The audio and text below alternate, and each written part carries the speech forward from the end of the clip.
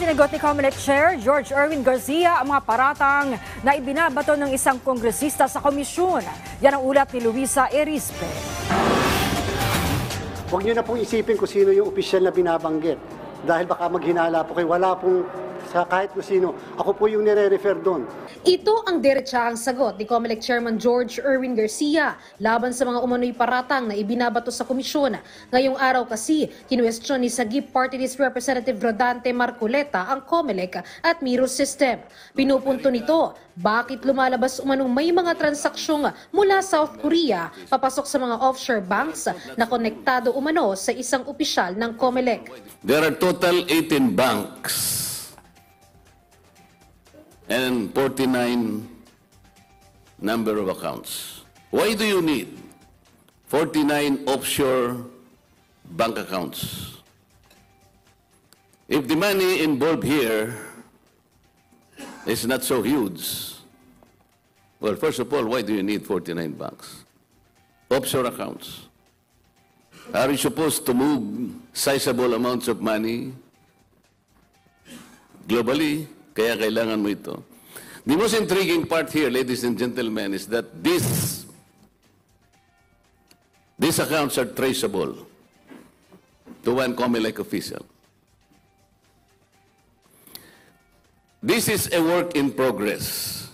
You must be patient with me, and you have to bear with me because we're still verifying most of these accounts. Plano pa nga ni Marcoleta maghain ng isang resolusyon para maiakyat na sa Kamara ang pag-iimbestiga ukol dito. I intend to. Tinatapos lang po natin yung verification, talaga pong importanteng ma-verify po ito.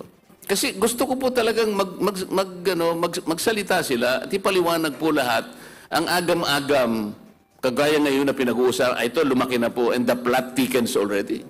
Pero para kay Garcia, bukod sa pag-ako ng mga paratang, may agaran din siyang sagot. Handa niyang patunayan, wala siyang tinanggap na anumang pera. At sumulat pa nga siya sa National Bureau of Investigation na imbestigahan ang mga umano'y panunuhol sa kanya. Diyos ang aking saksi, wala po ako kahit anong foreign account o kahit anong bahay o property o lupa sa kahit anong foreign lands. Nagre-request ako baka pwedeng imbestigahan sino ang nagkakalat. Yung number 2, baka pwedeng imbestigahan kung totoo yung mga akusasyon laban sa akin. Nag-i-issue ako ng waiver sa alleged account sa lahat ng naandun sa listahan. Kung akin yon, marapat na tingnan, buksan, at alamin kung talaga bang may tunay na account. At kung ano yung laman yon, kung sino may gusto, kanila na po yung lahat ng laman ng accounts na yon. Hindi na rin daw siya nagulat sa mga ibinatong issue ni Representative Marcoleta, pero may pakiusap lang siya sa kongresista. Nakaplano yung demolition job laban sa COMELEC. Napakataas ng respeto natin kay Congressman Marcoleta, pero sana, katulad nung naitanong sa kanya kung verified, sabi niya hindi naman po verified. So sana naman po, bago man lang sana makapagbitaw ng mga pananalita, sana ma-verify lang. Ang Miro Systems naman, hindi rektang sumagot sa issue. Pero sabi nila, mananatili silang nakatuon sa kagustuhang makapagbigay ng maayos na eleksyon sa Pilipinas.